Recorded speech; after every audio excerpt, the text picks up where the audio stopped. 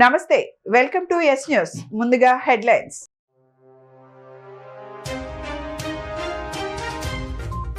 అక్రమంగా పిల్లలను విక్రయిస్తున్న ముఠా అరెస్ట్.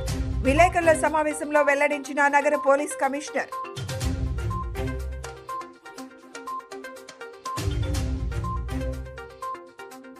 ఆటో కొనుగోలుకు ఆర్థిక సాయం చేసిన తెలుగుదేశం పార్టీ యువ నాయకులు గద్దె క్రాంతికుమార్.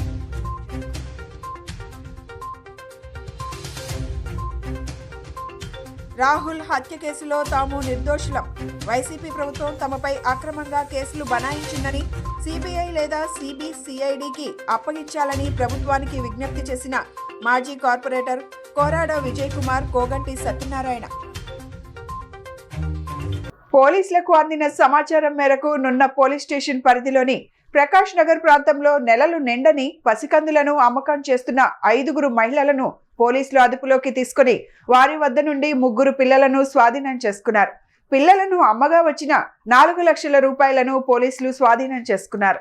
నగర పోలీస్ కార్యాలయంలో ఏర్పాటు చేసిన విలేకరుల సమావేశంలో పోలీస్ కమిషనర్ ఎస్పీ రాజశేఖర్ బాబు మాట్లాడుతూ భవానీపురం సితారా సెంటర్కు చెందిన బగలం సరోజిని, సింగినగర్కు చెందిన షేక్ ఫరీనా, షేక్ సైదాబీ, నున్నా ప్రకాష్ నగర్ ప్రాంతానికి చెందిన కొవ్వరపు కరుణశ్రీ, పెదాల శిరీషలను, చిన్న పిల్లలను అక్రమంగా విక్రయిస్తున్నారని అరెస్టు చేయడం జరిగిందన్నారు. వీరి వద్ద నుండి 3 పసికందులతో పాటు పిల్లలను విక్రయించగా వచ్చిన 4 లక్షల రూపాయలను స్వాధీనం చేసుకోవడం జరిగిందని తెలిపారు. పిల్లలను అమ్మితే ఎక్కువ డబ్బులు సంపాదించవచ్చు అనే దురాలోచనతో ఢిల్లీ ప్రాంతానికి ప్రీతి కిరణ్ అనే అమ్మాయి మరియు అహ్మదాబాద్కు చెందిన అనిల్ అనే వ్యక్తుల పరిచయం ద్వారా అహ్మదాబాద్, ఢిల్లీ ప్రాంతాల నుండి పిల్లలను 1,00,000 నుండి 2 లక్షల రూపాయల వరకు వారి వద్ద నుండి కొనుగోలు చేసి బగలం సరోజిని సంతానం లేమితో బాధపడుతున్న వారిని లక్ష్యంగా చేసుకుని వారికి 4 నుండి 5 లక్షల రూపాయల వరకు బేరం కుదుర్చుకొని పిల్లలను అమ్మకం చేస్తున్నట్లు తెలిసిందని చెప్పారు. ఢిల్లీ, అహ్మదాబాద్ల నుండి తీసుకువచ్చిన పిల్లలను రజని, ప్రకాష్ నగర్ ప్రాంతానికి చెందిన కొవ్వారపు కరుణశ్రీ, పెదాల శిరీష పిల్లలను చూసుకునేలాగా షేక్ ఫరీనా, సైదాబీలు పిల్లలను తరలించేలాగా మాట్లాడుకున్నారని తెలిపారు. లతా కుమారి, అదేవిధంగా నార్త్ ఏసీపీ శ్రవంతి రాయ్ గారి ఆధ్వర్యంలో ఈరోజు నున్న ఇన్స్పెక్టర్, అదేవిధంగా టాస్క్ ఫోర్స్ ఇన్స్పెక్టర్ కలిసి వీరు చాలా మంచి కేసుని ఈరోజు క్రాక్ చేయడం జరిగింది. ఇందులో ముఖ్యంగా చిన్నపిల్లల్ని అక్రమంగా విక్రయించే ముఠాని ఈరోజు అరెస్ట్ చేయడం జరిగింది. ఇందులో 5 మెంబర్స్ అరెస్ట్ చేయడం జరిగింది. ఇందులో బలగం సరోజిని, ఈమె విజయవాడ సితారా సెంటర్ ఏరియాకి చెందింది. అదేవిధంగా షేక్ ఫరీనా అజిత్ సింగ్ నగర్ చెందింది. సైదాబీ అజిత్ సింగ్ నగరు, కోవరప్ కరుణశ్రీ ప్రకాష్ నగరు, అదేవిధంగా పెదాల శిరీష ప్రకాష్ నగర్. 5 కూడా ఈరోజు అరెస్ట్ చేసి 3 చిన్నపిల్లల్ని ఈరోజు మనం రెస్క్యూ చేయడం జరిగింది. ఈ 3లో 2 మేల్ బేబీస్, అదేవిధంగా ఒక ఫిమేల్ బేబీ ఉన్నారు. సో ఇందులో వివరాల్లోకి వెళ్తే ఈ విజయలక్ష్మి అనే ఈ బలగం సరోజిని అనే ఈమె అంతకుమునుపు కూడా కొన్ని ఇటువంటి అఫెన్సెస్లో, చైల్డ్ ట్రాఫికింగ్ అఫెన్సెస్లో ఉంది. హైదరాబాద్లో అంతకుమునుపు ఈమె అరెస్ట్ అయి జూలై నెలలో రిలీజ్ అయిన తర్వాత 7 మందిని చిన్నపిల్లల్ని తీసుకొచ్చి అక్రమంగా విక్రయించినట్టు తెలుస్తూ ఉంది. ఈరోజు 3 మనము రెస్క్యూ చేశాం. ప్రకాష్ నగర్ ఏరియాలో ఈ 3 పిల్లల్ని కూడా రెస్క్యూ చేయడం జరిగింది. మరొక 4 పిల్లలు వివిధ ప్రాంతాల్లో ఈమె అమ్మేసినట్టు తెలుస్తూ ఉంది. వారిని కూడా రెస్క్యూ చేయడానికి మా పోలీస్కి దగ్గరికి తీసుకొని వచ్చి స్వాధీనపరచుకోవడానికి మేము ప్రయత్నిస్తున్నాము. దాని మీద స్పెషల్ టీమ్స్ కూడా ఆల్రెడీ పనిచేస్తున్నాయి. మోస్ట్లీ ఇన్ ఐడియా టు ఆ 4 కూడా మనము తీసుకురావడం జరుగుతుంది. విజయవాడ నగరపాలక సంస్థ కమిషనర్ ధ్యానచంద్ర ఆదేశాల మేరకు శనివారం ఉదయం అధికారులు, సచివాలయ సిబ్బంది లబ్ధిదారులకు పెన్షన్ పంపిణీ చేశారు. ఈ సందర్భంగా సర్కిల్ 3 పరిధిలోని రామలింగేశ్వర్ నగర్లో పెన్షన్ పంపిణీ చేసిన ప్రాజెక్ట్ ఆఫీసర్ పి వెంకటనారాయణ మాట్లాడుతూ కమిషనర్ ఆదేశాల మేరకు లబ్ధిదారులందరికీ సకాలంలో పెన్షన్ పంపిణీ చేస్తున్నారని, అధికారులు, సచివాలయ సిబ్బంది తమ పరిధిలో గల పెన్షన్దారులు అందరికీ శనివారం ఉదయం నుండి పెన్షన్ పంపిణీ చేస్తున్నారని, శనివారం మధ్యాహ్నం 3 గంటల వరకు నగరపాలక సంస్థ పరిధిలో గల సర్కిల్ 1 పరిధిలో 20,392 పెన్షన్లకు 17,065, సర్కిల్ 2 పరిధిలో ఉన్న 25,676కు గాను 23,390, సర్కిల్ 3 పరిధిలో ఉన్న 20,437కు గాను 17,540 పెన్షన్లు పంపిణీ చేశారని, మిగిలినవి కూడా సత్వరమే పూర్తి చేసి పెన్షన్దారులకు సత్వరమే అందిస్తారని తెలిపారు. 2021లో విజయవాడలో జరిగిన కరణం రాహుల్ హత్య కేసులో తాము నిర్దోషులమని, ఆ కేసులో నిందితులుగా ఉన్న పారిశ్రామికవేత్తలు కోగంటి సత్యం, కోరాడ విజయ్ కుమార్ స్పష్టం చేశారు. ఆనాటి వైసీపీ ప్రభుత్వం తమపై అక్రమంగా కేసులు బనాయించిందని, కూటమి ప్రభుత్వం ఈ కేసును సిబిఐ లేదా సిబిసిఐడికి అప్పగించి అసలు దోషులను పట్టుకోవాలని వారు కోరారు.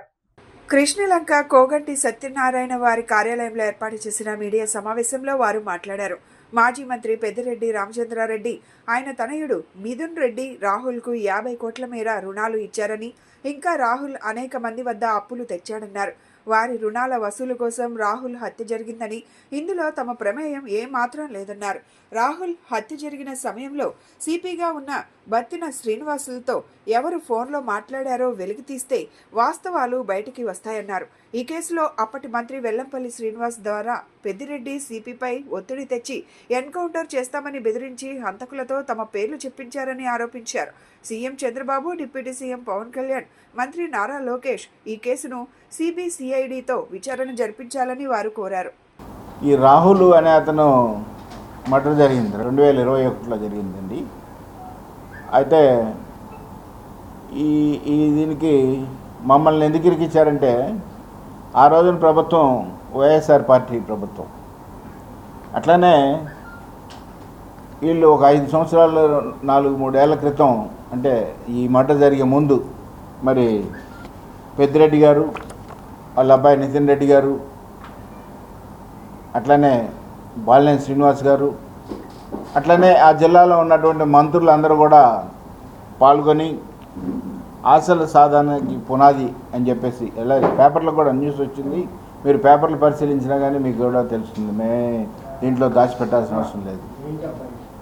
అలానే ఇక్కడ కోరాడ విజయ్ కుమార్ గారిని ఏ విధంగా మోసం చేశాడో, అదేవిధంగా అక్కడ పొంగనూరులో బ్యాటరీల ఫ్యాక్టరీ, అట్టల ఫ్యాక్టరీ, సిలిండర్ల ఫ్యాక్టరీ 3 పెడదామని చెప్పేసి పెద్దిరెడ్డి గారు, నితిన్ రెడ్డి గారి దగ్గర సుమారుగా 40 కోట్ల రూపాయలు ఈ కుర్రాడు తీసుకోవడం జరిగింది. అలానే తీసుకొని ఈ శంకుస్థాపన ఫోటోలు ఇవన్నీ కూడా అప్పుడే, ఇవన్నీ మేము సంపాదించడానికి టైం పట్టింది కాబట్టి మీడియా ముందుకు రావడానికి నాకు టైం పెట్టింది.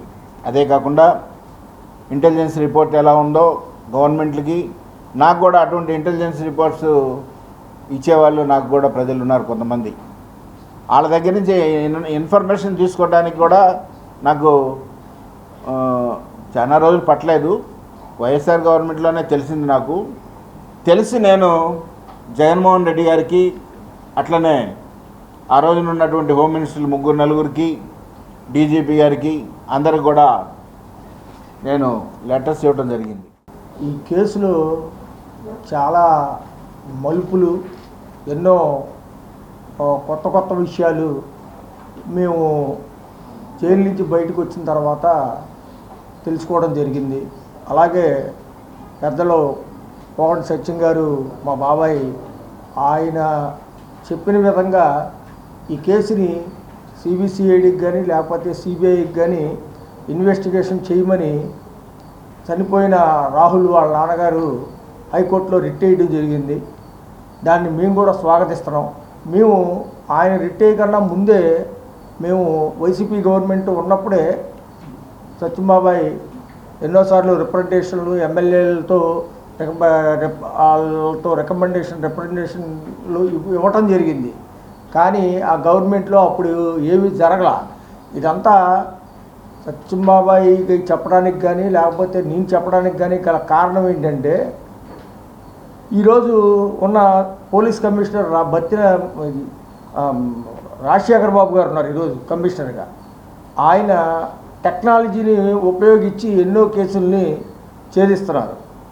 మేమనేది ఒకటే, ఆ రోజు రాహుల్ మర్డర్ జరిగిన తర్వాత అసలు బత్తిన శ్రీనివాస్ గారితో ఏ మంత్రులు మాట్లాడారు, ఏ ఎమ్మెల్యేలు మాట్లాడారు, ఏ అధికారులు ఏ ఆఫీసుల నుంచి సీఎంఓ ఆఫీసుల నుంచి ఎవరెవరు మాట్లాడారు అనేది టెక్నికల్గా కానీ బయటికి తీస్తే ఇవన్నీ కూడా బయటకు వస్తాయి. సమాజ సేవ, తోటివారికి సహాయం చేసే గుణాన్ని తూర్పు నియోజకవర్గ ఎమ్మెల్యే గద్దె రామ్మోహన్ ను చూసి తామంతా నేర్చుకున్నామని తెలుగుదేశం పార్టీ యువత విభాగం నాయకుడు గద్దె క్రాంతికుమార్ పేర్కొన్నారు.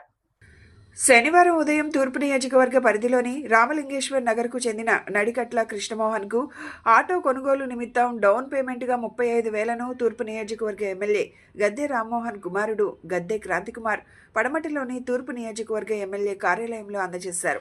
ఈ సందర్భంగా గద్దె క్రాంతికుమార్ మాట్లాడుతూ కృష్ణమోహన్ దంపతులు గత వారం ఎమ్మెల్యే గద్దె రామ్మోహన్ను కలిసి ఆటో నడుపుతూ జీవనం సాగిస్తున్నామని, ఆటో నడుపుతూ ఆటో అద్దె, ఇంటి అద్దె కడుతూ కుటుంబ జీవనోపాధి, పిల్లల స్కూల్ ఫీజులు చెల్లించుకోవడం కష్టంగా ఉందని వారి ఆవేదనను తెలియజేశారు. ఎమ్మెల్యే గద్దె రామ్మోహన్ వెంటనే స్పందించి లోనుపై కొత్త ఆటో కొనుగోలును, అవసరమైన డౌన్ పేమెంట్ను గద్దె ఫౌండేషన్ ద్వారా అందజేస్తామని హామీ ఇచ్చారని తెలియజేశారు. ఎమ్మెల్యే గద్దె రామ్మోహన్ ఇచ్చిన హామీ మేరకు గద్దె ఫౌండేషన్ ద్వారా 35,000 చెక్ను వరుణ్ మోటార్స్ కంపెనీ పేరుతో కృష్ణమోహన్ దంపతులకు అందజేశామని గద్దె క్రాంతికుమార్ చెప్పారు. రామ్మోహన్ అర్హులైన ప్రతి ఒక్కరికి ప్రభుత్వ సంక్షేమ పథకాలు అందజేయడమే కాకుండా తన వ్యక్తిగత నిధుల నుంచి నియోజకవర్గంలోని పేదలకు సహాయం చేస్తున్నారని చెప్పారు. కృష్ణమోహన్ దంపతులు మాట్లాడుతూ ఆటో నడుపుతూ జీవనోపాధి కష్టంగా మారిందని, ఎమ్మెల్యే గద్దె రామ్మోహన్ను గత వారం కలిసి విన్నవించామని, లోనుపై ఆటో కొనుగోలుకు డౌన్ పేమెంట్ను తాను అందజేస్తానని ఎమ్మెల్యే గద్దె రామ్మోహన్ హామీ ఇచ్చారని చెప్పారు. చెప్పినట్లుగానే వారం రోజులలోపే ఎమ్మెల్యే గద్దె రామ్మోహన్ కుమారుడు గద్దె క్రాంతికుమార్ చేతుల మీదుగా 35,000ను అందుకోవడం చాలా ఆనందంగా ఉందన్నారు. ఎమ్మెల్యే గద్దె రామ్మోహన్ చేసిన సహాయాన్ని తమ జీవితాంతం గుర్తుంచుకుంటామని కృష్ణమోహన్ దంపతులు అన్నారు. అడిగిన వెంటనే సహాయం చేసిన ఎమ్మెల్యే గద్దె రామ్మోహన్, గద్దె క్రాంతికుమార్లకు కృష్ణమోహన్ దంపతులు కృతజ్ఞతలు తెలిపారు. విజయవాడ తూర్పు నియోజకవర్గం పార్టీ ఆఫీస్ వద్ద కృష్ణమోహన్ అనే మన కాన్స్టిట్యున్సీలో auto driver, Ramalingeswar Nagar Sairam cut pieces రోడ్లో ఉంటారు. వారు గత వారంలో గద్దె రామ్మోహన్ గారి దగ్గరికి వచ్చి ఇలాగా మేము కష్టాల్లో ఉన్నాము, ఆటో నడుపుకుంటా ఉంటాను, ఇలా రోజు రెంట్ కట్టుకోవటం ఆటోకి చాలా కష్టం అవుతుంది, సొంత ఆటో లేదు అని చెప్పడం జరిగింది. ఫ్యామిలీలో 2 చిన్నపిల్లలు ఉన్నారు, వాళ్ళకి స్కూల్ కట్టాల్సి వస్తుంది తొందరలో.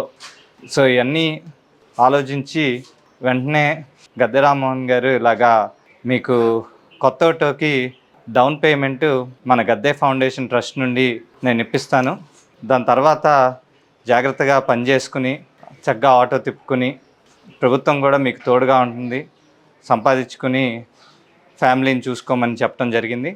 అలాగే ఈరోజు స్వయాన 47,000 డౌన్ పేమెంట్ వరుణ్ మోటార్స్కి గద్దె ఫౌండేషన్ నుండి చెక్ రాయటం జరిగింది. ఇలాగే కూడా ఎవరైనా సమస్యల్లో ఉంటే తప్పకుండా మన పార్టీ ఆఫీస్ వద్దకు రండి, తప్పకుండా మీ సమస్యని ఏదో రకంగా సాల్వ్ చేస్తామని మనస్ఫూర్తిగా చెప్పుకుంటూ. కృష్ణమోహన్ అండి నా పేరు. రామలింగేశ్వర నగర్ సాయిరామ్ కట్ పీసెస్ రోడ్లో ఉన్నాం. చిన్నపిల్లలతో ఉన్నామని సార్ని అడిగాం, గద్దె రామ్మోహన్ గారిని వచ్చి కలవడం జరిగింది. సార్ కొంచెం ఇబ్బందిలో ఉన్నాం, నేను ఆటో తోలుకుంటున్నాను, రెంట్కి తీసుకుని కొంచెం ఇబ్బందిగా ఉందన్నాం. సార్ అన్నారు మనం చేద్దామమ్మా ఏదో ఒకటి అని చెప్పి డౌన్ పేమెంట్ కట్టి ఆటో ఇప్పిస్తున్నారు సార్. మాది మేము నెల కట్టుకుంటాం ఈఎంఐ అని, జాగ్రత్తగా చేసుకుంటామని చెప్పాం. దాని ద్వారా ఈరోజు పిలిచారు, గద్దె కాంతి అన్నయ్యతో మనకి ఇది ఇప్పించారు సార్, డౌన్ పేమెంట్ కింద చెక్ ఇప్పించారు. చాలా సంతోషంగా ఉంది. పోయిన వారం అడిగాం, దాని ద్వారా ఇంత ఫాస్ట్గా చేశారు, మనకి చాలా ఆనందంగా ఉంది. నాకు లేదండి, చాలాసార్లు వేరే ప్రభుత్వాలు ఉన్నప్పుడు చేసాం కానీ అవ్వలేదు, మన ప్రభుత్వంలో జరిగింది. చాలా ఇదిగా ఉన్నాం, మాకు సంతోషంగా ఉంది. డీలిమిటేషన్ పై కేంద్ర హోంశాఖ మంత్రి అమిత్ షా ద్వంద్వ విధానాలను అవలంబిస్తున్నారని సిపిఎం నేత బివి రాఘవులు మండిపడ్డారు. అలాగే రాష్ట్ర బడ్జెట్ పై మాట్లాడుతూ 3.22 లక్షల కోట్ల అంచనా వ్యయంతో ప్రవేశపెట్టిన భారీ బడ్జెట్ రాష్ట్ర అభివృద్ధి ప్రజా సంక్షేమానికి తోడ్పడేదిగా లేదని వ్యాఖ్యానించారు. శనివారం ఉదయం ఎంజీ రోడ్లో గల బాలోత్సవ భవన్లో విలేకరుల సమావేశం జరిగింది. ఈ సమావేశంలో సిపిఎం పొలిట్ బ్యూరో సభ్యులు బివి రాఘవులు మాట్లాడుతూ డిలిమిటేషన్ పేరులో లోక్సభ స్థానాలను పెంచే ప్రక్రియ కేంద్ర ప్రభుత్వం చేపట్టిందని, అయితే హోంశాఖ మంత్రి అమిత్ షా ఏ రాష్ట్రం యొక్క సీట్లు తగ్గమని చెబుతున్నప్పటికీ జరుగుతున్న ప్రక్రియను గమనించినట్లయితే బీజేపీ అనుకూల రాష్ట్రాల యొక్క సీట్ల సంఖ్య పెంచే ఉద్దేశంలో ఈ ప్రక్రియ ఉందని, ఏ రాష్ట్రం యొక్క సీట్లు తగ్గమని చెప్తున్నప్పటికీ అవి కేవలం మోసపూరిత మాటలేనని తెలిపారు. డీలిమిటేషన్ విధానంలో కేంద్ర ప్రభుత్వం అనుసరిస్తున్న వైఖరి పట్ల తెలియజేసే జనసేన, వైసీపీ పార్టీలు స్పందించాలని తెలిపారు. లక్షల కోట్ల రూపాయలు అదనంగా అప్పు తేబోతున్నట్లు రాష్ట్ర బడ్జెట్ స్పష్టం చేస్తోంది. పన్నుల ద్వారా ఆదాయం 14,000 కోట్ల రూపాయలు అయితే పన్నేతర ఆదాయం 12,000 కోట్ల రూపాయలు చూపించారని, ఇంత పెద్ద ఆదాయం ఎక్కడ నుంచి తెస్తారని, ఎర్రచందనం అమ్మి తెస్తారా, భూములు అమ్మి తెస్తారా, కేంద్రం నుంచి తీసుకొస్తారా, ఎక్కడ నుంచి తీసుకొస్తారంటూ రాఘవులు ప్రశ్నించారు. డీలిమిటేషన్ వల్ల ఏ రాష్ట్రానికి నష్టం జరగదు, ఏ రాష్ట్రం యొక్క పార్లమెంట్ సీట్లు తగ్గవు, మీరు ఆందోళన చెందవద్దు అని చెప్పేసి ఆయన మాట్లాడారు. అది పైన చూస్తే ఎంతో సబబుగా మాట్లాడినట్టు అనిపిస్తుంది, కానీ కొద్దిగా లోపలికి వెళ్ళి చూస్తే చాలా మోసపూరితంగా మాట్లాడాడు. మనం చిన్నపిల్లలకి వాళ్ళ అమాయకత్వం కోసం మనం లెక్కల్లో ఒక పద్ధతి చెప్తుంటాం. ఒక గీత గీసి దీన్ని చిన్నది చేయండి అని చెప్పి అంటాం, చెరపకుండా. పక్కన పెద్ద గీత గీస్తే చిన్నది అయిపోతుంటుంది చెరపకుండానే. ఇప్పుడు అమిత్ షా గారు చెప్పిన పద్ధతి కూడా అలాగే ఉంది. మీకు ఎవ్వరికీ తగ్గవు అని చెప్పాడు. తగ్గకపోవచ్చు, కానీ అందరికీ పెరుగుతాయి మిగతా వాళ్ళకి. యథాతథంగా ఈ సంఖ్యలు ఉంటాయి, కానీ మిగతా రాష్ట్రాలకి, వాళ్ళు అనుకున్న రాష్ట్రాలకి సంఖ్య పెంచుతాడు. అది సరిపోదా అన్యాయం జరగడానికి? ఈరోజు జనాభా ప్రాతిపదిక మీద విభజన చేస్తే, జనాభా నియంత్రణ చేసి దేశ అభివృద్ధికి తోడ్పడిన రాష్ట్రాలు నష్టపోతాయని చెప్పేసి అందరూ ఆందోళన చెందుతున్నారు. డెమోక్రటిక్ పిఆర్టీయూ ఆంధ్రప్రదేశ్ ఉపాధ్యాయ సేవాదళ్ సంయుక్తంగా జాతీయ విజ్ఞాన దినోత్సవాన్ని ఘనంగా నిర్వహించారు. ప్రముఖ భౌతిక శాస్త్రవేత్త సర్ సివి రామన్ జ్ఞాపకార్థం రామన్ పరిశోధనపై శాస్త్రీయ సెమినార్ ఏర్పాటు చేశారు. ఈ కార్యక్రమానికి సీనియర్ లెక్చరర్ శ్రీనివాస శాస్త్రి గారు ముఖ్య అతిథిగా హాజరయ్యారు. ఈ సందర్భంగా డెమోక్రటిక్ పిఆర్టీయూ ఆంధ్రప్రదేశ్ అధ్యక్షులు డి శ్రీనివాస్ మాట్లాడుతూ సర్ సివి రామన్ భారతీయ శాస్త్ర ప్రపంచానికి ఎన్నో సేవలు అందించారని ఆయన కొనియాడారు. ప్రభుత్వ పాఠశాలల్లో చదివే విద్యార్థులకు శాస్త్రీయ ప్రయోగాల ప్రాధాన్యత, శాస్త్రవేత్తల పరిశోధనలు, వాటి అనువర్తనాలపై అవగాహన కల్పించాలనే ఉద్దేశంతో ఈ సెమినార్ నిర్వహించామని తెలిపారు. ఈ కార్యక్రమంలో విద్యార్థులు, ఉపాధ్యాయులు పాల్గొన్నారు. జాతీయ సైన్స్ దినోత్సవ వేడుకల్ని ఉపాధ్యాయ సంఘం పక్షాన ఘనంగా నిర్వహిస్తూ ఉన్నాం. భారతదేశం యొక్క గొప్పతనాన్ని, భారతదేశం యొక్క మేధస్సు యొక్క గొప్పతనాన్ని ప్రపంచానికి చాటి చెప్పిన రోజు ఫిబ్రవరి 28. భారతీయులంటే బానిసలు, భారతీయులంటే నాగరికత తెలియని వాళ్ళు, భారతీయులంటే అజ్ఞానులు అని పాశ్చాత్య దేశాల వాళ్ళు భావించుకునే రోజుల్లో ప్రపంచాన్ని అబ్బురపరిచేటువంటి ఒక గొప్ప ఆవిష్కరణ జరిగిన రోజు ఫిబ్రవరి 28.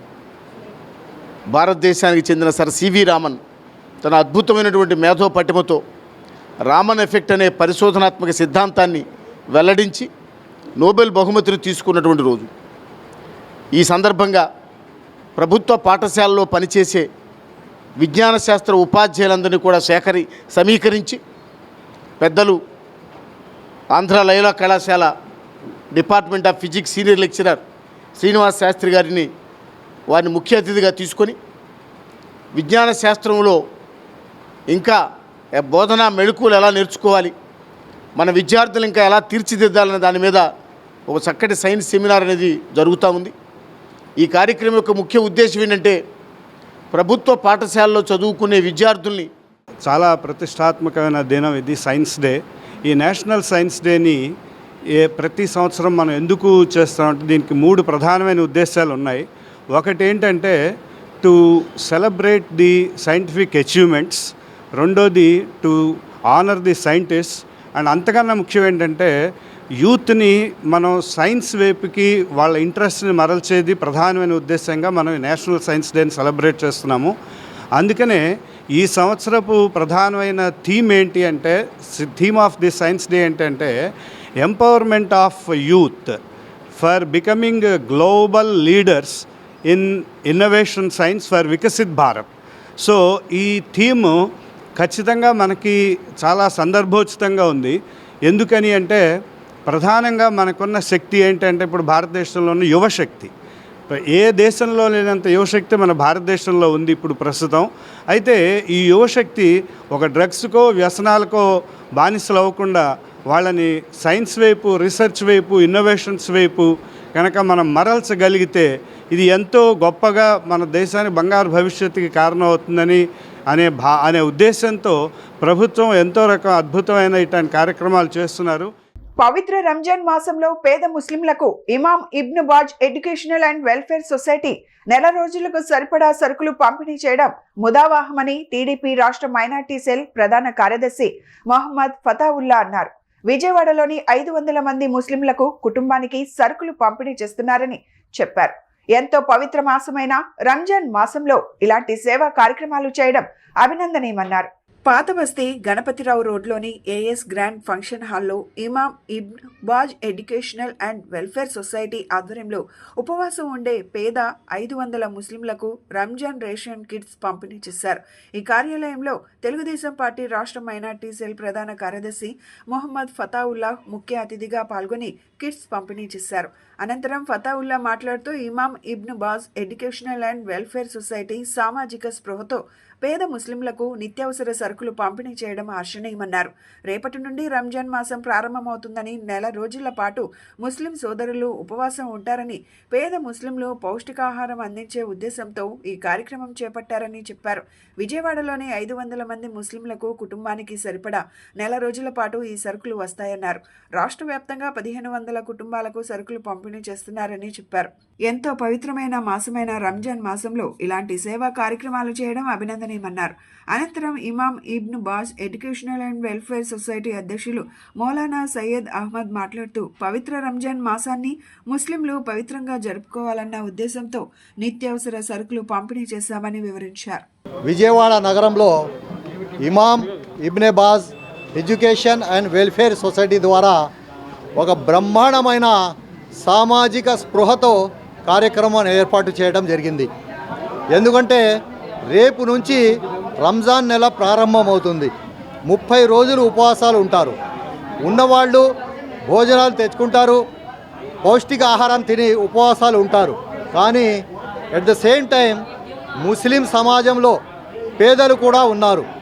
ఆ పేదలు కూడా ఉపవాసాలు ఉండాలి, వాళ్ళు కూడా పుణ్యం సంపాదించాలి అని ఆలోచించి ఈ సంస్థ ఏదైతే సొసైటీ ఉందో, Imam Ibn Baz welfare and education society ఉందో, ఆ సొసైటీ యొక్క అధ్యక్షులు మౌలానా సయ్యద్ అహ్మద్ గారు ఆలోచించి ఈరోజు 500 ముస్లిం పేదలకు రంజాన్ కిట్స్ని ఏర్పాటు చేయడం జరిగింది.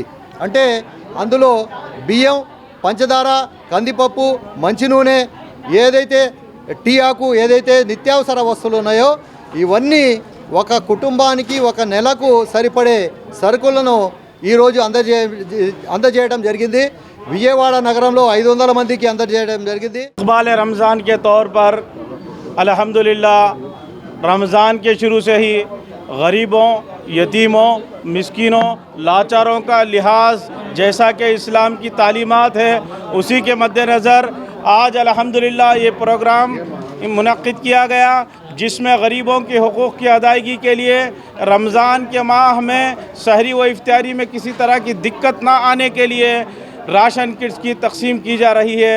अल्लाह से दुआ है कि इस अमल को कबूल करे और लोगों को इस माह रमज़ान में आसानी फ़राहम हो। अस्सलामु अलैकुम वरहमतुल्लाहि वबरकातुहू। తమ విద్యార్థికి కంప్యూటర్ సైన్స్ 4 సంవత్సరాల బ్యాచిలర్స్ లో 2.40 కోట్ల ఉపకార వేతనం లభించినట్లు Invicta managing director Jonnalagadda Vivekanandamurthy తెలిపారు. గాయత్రి నగర్లోని ఇన్వెక్టా పీవీఆర్ టవర్స్లో ఉన్న ఇన్వెక్టా కార్యాలయంలో శనివారం జరిగిన విలేకరుల సమావేశంలో వివేకానందమూర్తి మాట్లాడుతూ తమ విద్యార్థి ఆదిత్య మిర్యాల అమెరికాలో టాప్ 10 యూనివర్సిటీలో ఒకటైన మిల్వాకీ స్కూల్ ఆఫ్ ఇంజనీరింగ్ యూనివర్సిటీలో ప్రవేశం మరియు ఉపకార వేతనం సాధించాడని తెలిపారు.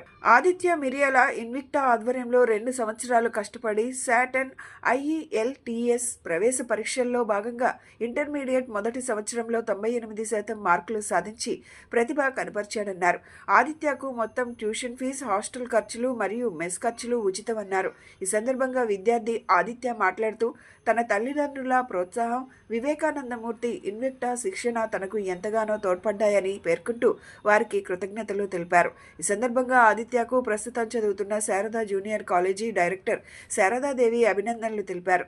అదేవిధంగా ఆదిత్యతో పాటు మరో 15 మంది ఇన్వెక్టా విద్యార్థులకు ₹1,00,00,000 పైగా ఉపకార వేతనం లభించిందని వెల్లడించారు.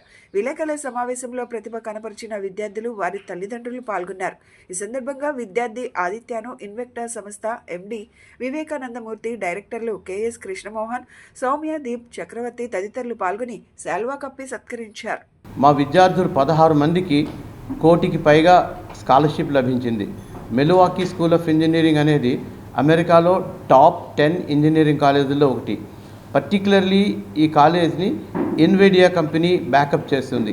ఇన్విడియా అనేది ప్రపంచంలోనే చిప్ మ్యానుఫ్యాక్చరింగ్, ఆర్టిఫిషియల్ ఇంటెలిజెన్స్ వీటన్నిటికీ నెంబర్ 1 కంపెనీ. వాళ్ళ ఫండింగ్ చాలా ఎక్కువ ఉంది. ఒక సూపర్ కంప్యూటర్ ఉంది MSOEలో. ఆ super computer under graduate students కూడా ఆపరేట్ చేయొచ్చు. అటువంటి సూపర్ కంప్యూటర్ ఎన్విడియా పెట్టింది. ప్రపంచంలో ఏ ఇన్స్టిట్యూట్లోనే లేదు, ఏ సంస్థలోని లేదు. అటువంటి సంస్థలో, అటువంటి యూనివర్సిటీలో మన విద్యార్థులు 2 సంవత్సరాలు ఇక్కడ కోచింగ్ తీసుకొని ఇక్కడ కష్టపడి ₹1,00,00,000 పైగా స్కాలర్షిప్ సంపాదించి అక్కడికి వెళ్ళడానికి రెడీ అవుతున్నారు. ముఖ్యంగా ఆదిత్య మిర్యాల ఈయనకి 2.4 కోట్ల స్కాలర్షిప్ వచ్చింది. మన విజయవాడ చరిత్రలో ఇది మొదటిసారి రికార్డ్ బ్రేకింగ్ ఈవెంట్. ఎందుకంటే ఆయన ఫీజు కట్టక్కర్లేదు, ఆయన ట్యూషన్ కట్టక్కర్లేదు, ఆయన హాస్టల్ ఫీజు కట్టక్కర్లేదు, ఆయన భోజనం కూడా కట్టక్కర్లేదు. అది కాకుండా వాళ్ళు అక్కడ ఇంటర్న్షిప్ ఇస్తారు.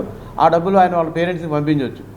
సో ఇదొక చరిత్రలోనే ఫస్ట్ టైం జరుగుతున్న ఈవెంట్ ఇది.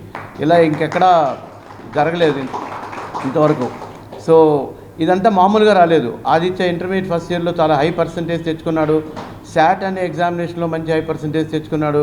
IELTSలో కూడా. ఈ విద్యార్థులు అందరూ సెకండ్ ఇయర్ చదువుతున్నాను శారదా కాలేజ్లో. నాకు మిల్వాకీ స్కూల్ ఆఫ్ ఇంజనీరింగ్లో 2.4 crore స్కాలర్షిప్ ఇచ్చారు. దాంతోపాటు మిగతా యూనివర్సిటీస్లో కూడా నాకు చాలా వాటిలో స్కాలర్షిప్ వచ్చాయి. ఆల్మోస్ట్ అన్నిటి యూనివర్సిటీస్లో నాకు అడ్మిషన్ అయితే వచ్చింది. మిగతా వాటికి కూడా స్కాలర్షిప్ ఇస్తామని అన్నారు. వాటికి అప్లై చేశాను.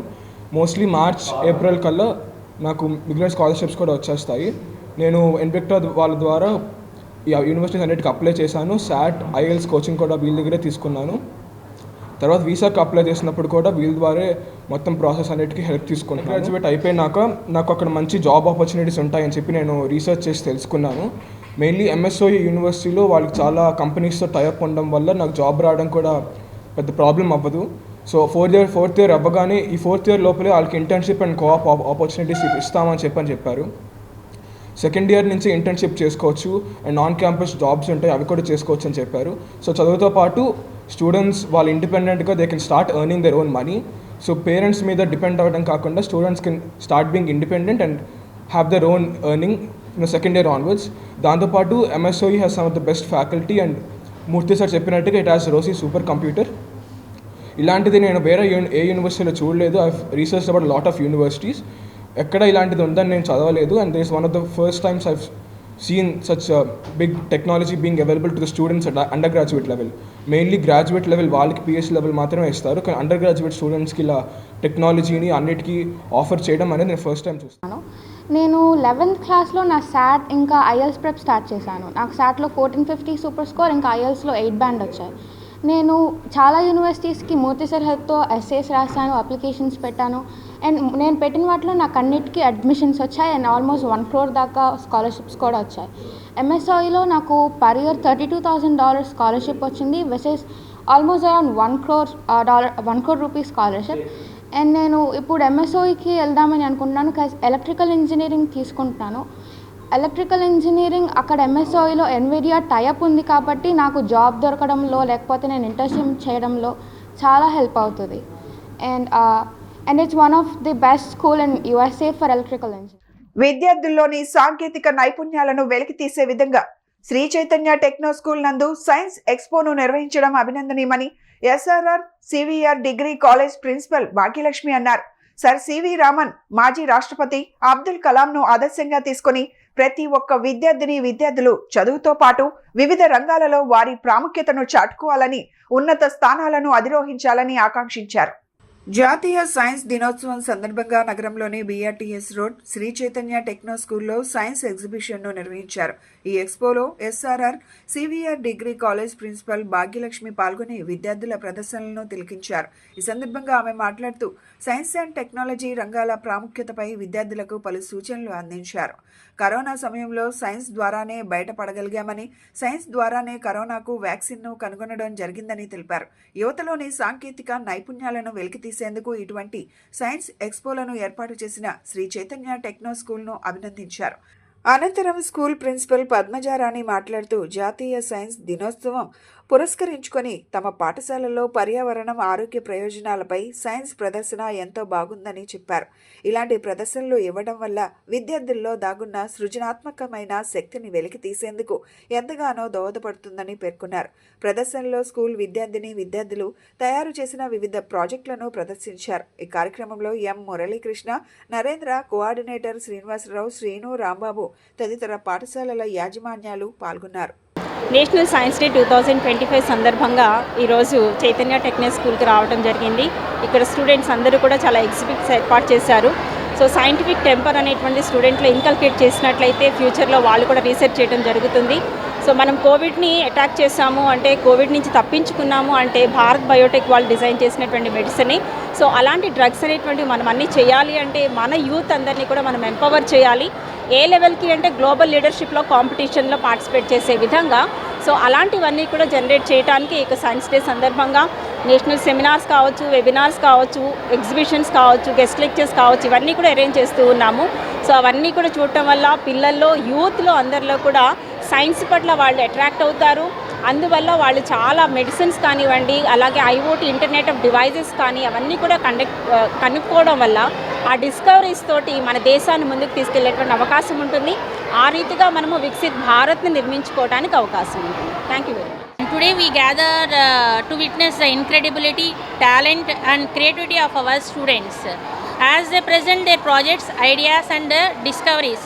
And this is a project and this is an expo, and which is not just showing projects, and it is about the and fostering a mindset of exploration, critical thinking and problem solving among the students.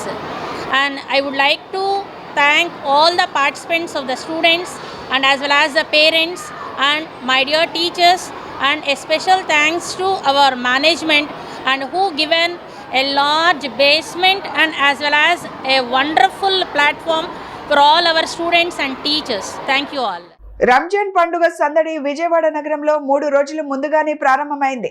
పవిత్ర రంజాన్ మాసం పురస్కరించుకొని ఉపవాసం చేసే ముస్లిం సోదరుల సౌకర్యార్థం పంజా centre నందు అప్సర్ ఆధ్వర్యంలో ఏర్పాటు చేసిన మేవిష్ ఫుడ్ సెంటర్ ఆహార ప్రియులను విశేషంగా ఆకట్టుకుంటుంది. ప్రపంచ వ్యాప్తంగా ముస్లిం సోదరులు అతి పవిత్రంగా నెల రోజుల పాటు కఠోరమైన దీక్ష చేసే మాసం రంజాన్ మాసం మరో 3 రోజుల్లో ప్రారంభం కానుంది. విజయవాడ నగరం పంజా సెంటర్ మాత్రం రంజాన్ మాసం సందడి 3 రోజులు ముందుగానే ప్రారంభమైంది. ఉపవాసం చేసే ముస్లిం సోదరుల సౌకర్యార్థం పంజా సెంటర్ నందు అప్సర్ ఆధ్వర్యంలో ఏర్పాటు చేసిన మేవిష్ హలీం ఫలూదా సెంటర్ ఆహార ప్రియులను విశేషంగా ఆకట్టుకుంటుంది. గురువారం సాయంత్రం మావిష్ హలీం సెంటర్ లాంఛనంగా ప్రారంభమైంది. ముఖ్యంగా రంజాన్ మాసంలో తెల్లవారుజాము నుంచి సాయంత్రం వరకు కఠోరంగా ఉపవాస దీక్ష చేస్తారు. సాయంత్రం ప్రార్థనలు చేసి ఉపవాస దీక్ష విరమింపజేసి బలవర్ధకమైన ఆహారాన్ని స్వీకరిస్తారు.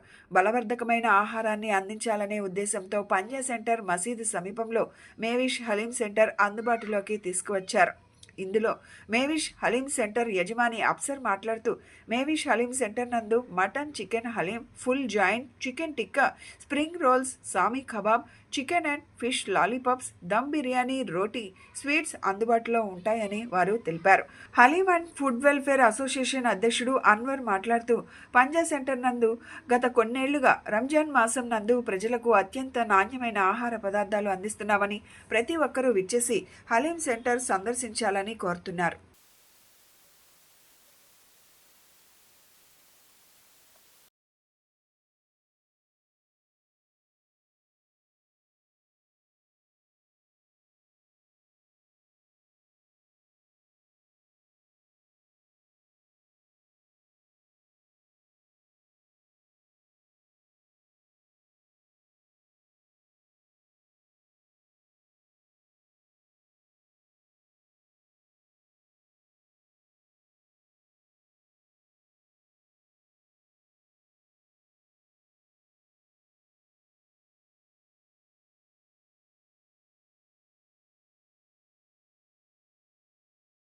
ప్రదర్శించాలని కోరుతున్నారు.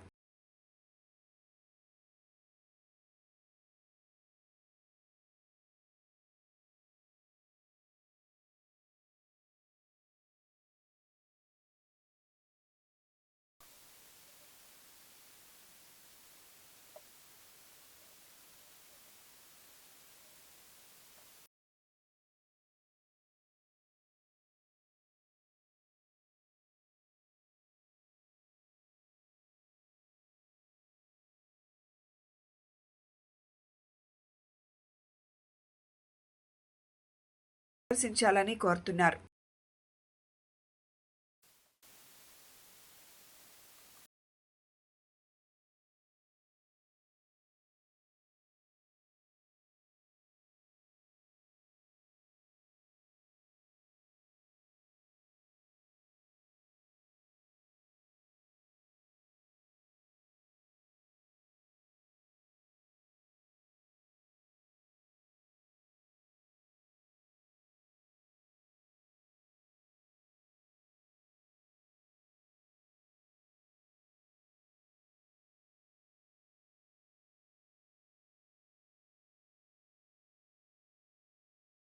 సెంట్రల్ నియోజకవర్గం తెలుగుదేశం పార్టీ మైనార్టీ సెల్ ప్రధాన కార్యదర్శి గౌస్ బాషా పెళ్లి రోజు సందర్భంగా నియోజకవర్గంలోని దివ్యాంగుల వృద్ధాప్య ఆశ్రమాలలో అన్నదాన పండ్ల పంపిణీ కార్యక్రమం జరిగింది. ఈ సందర్భంగా తెలుగుదేశం పార్టీ సెంట్రల్ నియోజకవర్గ మైనార్టీ సెల్ అధ్యక్షులు అన్వర్ మాట్లాడుతూ పెళ్లి రోజు శుభాకాంక్షలు తెలిపారు. బాషా నిండు నూరేళ్లు ఆరోగ్యంతో సంతోషంగా జీవించాలని తెలిపారు. సెంట్రల్ నియోజకవర్గ తెలుగుదేశం పార్టీ మైనార్టీ సెల్ ప్రధాన కార్యదర్శి గౌస్ బాషా మాట్లాడుతూ తన వివాహం సందర్భంగా మైనార్టీ సెల్ నాయకులు కార్యకర్తలు అందరితో కలిసి సెంట్రల్ నియోజకవర్గంలోని దివ్యాంగుల వృద్ధాప్య ఆశ్రమాలలో అన్నదానం పండ్ల పంపిణీ జరిపినట్లు తెలిపారు. తనకు వెనుదన్నుగా నిలిచిన పార్టీ కార్యకర్తలకు కృతజ్ఞతలు తెలిపారు. పార్టీ తనపై ఉంచిన నమ్మకాన్ని సమృద్ధిగా నెరవేరుస్తానని తెలిపారు. ఈ కార్యక్రమంలో సెంట్రల్ నియోజకవర్గం తెలుగుదేశం పార్టీ ఎస్సీ సెల్ ప్రధాన కార్యదర్శి జైపాల్, 62వ డివిజన్ అధ్యక్షులు పైడి శ్రీను, ఎస్కేఎం వలి తదితరులు పాల్గొన్నారు. విజయవాడ సెంట్రల్ నియోజకవర్గ మైనార్టీ సెల్ ప్రధాన కార్యదర్శి నా సోదరుడు గౌస్ బాషా గారి పెళ్లి రోజు ఇవాళ జరుపుకున్నారు. వారికి ముందుగా పెళ్లి రోజు శుభాకాంక్షలు. మరియు ఇలాగే ఈరోజు వారు అనేక వృద్ధాశ్రమాల్లో భోజన సదుపాయాలు, భోజన కార్యక్రమం మరియు పళ్ళ కార్యక్రమం, 60 డివిజన్లో మాతృదేవో భవ వృద్ధాశ్రమంలో పళ్ళ కార్యక్రమం వేయాలి జరిగింది. అలాగే సింగనగర్ పాయకాపురం వృద్ధాశ్రమంలో భోజన కార్యక్రమం ఇవాళ అక్కడ జరపడం అయింది.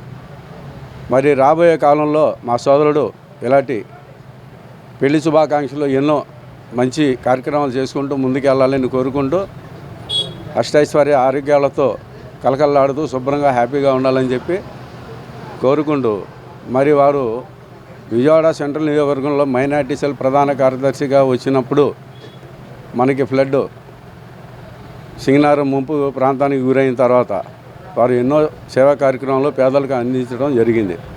ఆ కార్యక్రమంలో భాగంగా ఇటు ఎల్ఐజీ కానీ, ఎంఐజీ కానీ, రాధానగర్ కానీ, సుందరయ్య నగర్ కానీ, 60 డివిజన్ కానీ, 61వ డివిజన్ కానీ, అలా అన్ని డివిజన్లో మన సెంట్రల్ నియోజకవర్గం ఎమ్మెల్యే బోండా ఉమామహేశ్వర గారి ఆదేశాల మేరకు వారు ఎన్నో కార్యక్రమాలు చేపట్టడం జరిగింది. మా పెళ్లి రోజు సందర్భంగా మా సెంట్రల్ నియోజకవర్గం మైనార్టీ సెల్ కమిటీ సభ్యులు అందరూ కలిసి అనేక వృద్ధాశ్రమాల్లో, అలాగే మన దివ్యాంగుల ఆశ్రమాల్లో, అలాగే అనేక చోట్ల భోజన కార్యక్రమాలు, పళ్ళ పంపిణీ కార్యక్రమాలు చేశారు.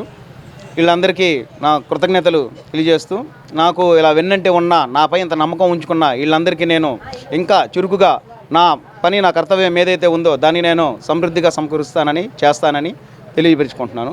ఈ కార్యక్రమం చేసినందుకు అందరికీ ధన్యవాదాలు. బులెటిన్ ముగించే ముందు హెడ్లైన్స్ మరొకసారి.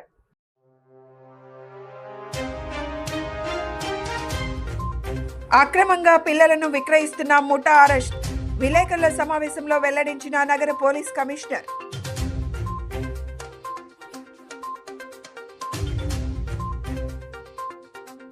ఆటో కొనుగోలుకు ఆర్థిక సాయం చేసిన తెలుగుదేశం పార్టీ యువ నాయకులు గద్దె క్రాంతికుమార్.